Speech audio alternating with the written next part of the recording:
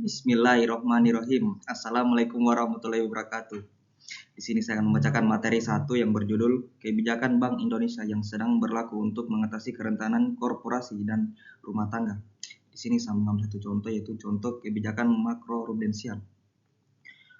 Kebijakan makroprudensial atau insentif likuiditas makroprudensial.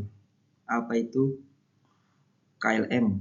KLM Bank Indonesia memperkuat kebijakan makroprudensial melalui kebijakan insentif likuiditas makroprudensial yang diperluas dan dipertegas, termasuk lewat Peraturan BI Nomor 9 Tahun 2025 yang mulai berlaku 1 Desember 2025. Kebijakan ini memberikan insentif likuiditas kepada bank yang menyalurkan kredit atau pembiayaan sesuai komitmen atau ke sektor-sektor prioritas tertentu.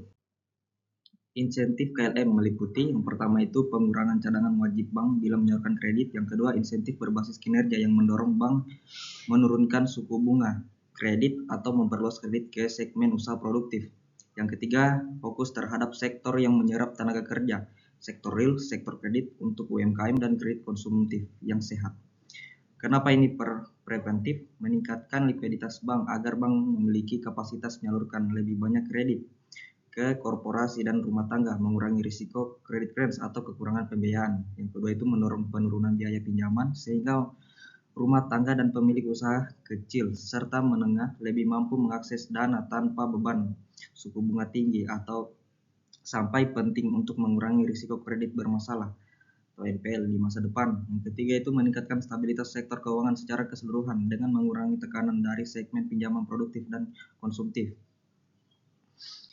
Baik, materi kedua yang berjudul Kebijakan The Fed untuk mengatasi krisis keuangan global. Yang pertama itu kebijakan suku bunga rendah atau zero interest rate policy. Bentuk kebijakannya itu seperti The Fed menurunkan suku bunga acuan atau Federal Funds Rate hingga mendekati 0% saat krisis keuangan global, misalnya krisis 2008. Mekanisme transmisi suku bunga terendah, biaya pinjaman turun. Bank lebih mendorong memberi kredit, rumah tangga dan korporasi lebih mudah berutang untuk konsumsi dan investasi.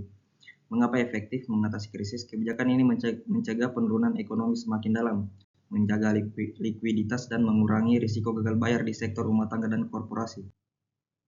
Yang kedua, quantitative easing.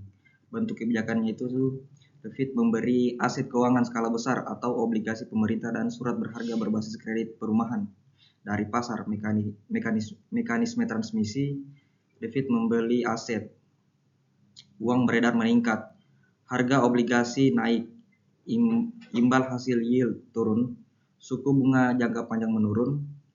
Yang keempat itu kredit dan investasi meningkat. Mengapa efektif mengatasi krisis? Quantitative easing memulihkan fungsi pasar keuangan, menurunkan tekanan di sektor perbankan, dan mendorong pemulihan ekonomi ketika suku bunga sudah tidak bisa diturunkan lagi. Ketiga itu kebijakan lender of last resort atau penyedia likuiditas darurat. Bentuk kebijakannya, The Fed memberi pinjaman darurat ke bank dan lembaga keuangan melalui berbagai fasilitas khusus. Mekanisme transmisi, yang pertama itu bank mendapatkan likuiditas cepat, yang kedua mencegah kepanikan dan penurunan dana besar-besaran atau bank run, yang ketiga sistem perbankan tetap berfungsi.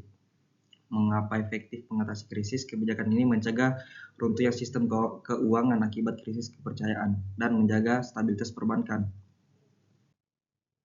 Yang keempat, kerjasama global atau swap lines. Bentuk kebijakannya, The Fed membuka fasilitas swap mata uang dengan bank sentral negara lain. Mekanisme transmisi, yang pertama bank sentral luar AS memperoleh dolar AS, likuiditas dolar global terjaga, perdagangan dan keuangan internasional tetap berjalan. Mengapa efektif mengatasi krisis? Krisis keuangan bersifat global. Kebijakan ini mencegah kekurangan dolar di pasar internasional yang bisa memperparah krisis.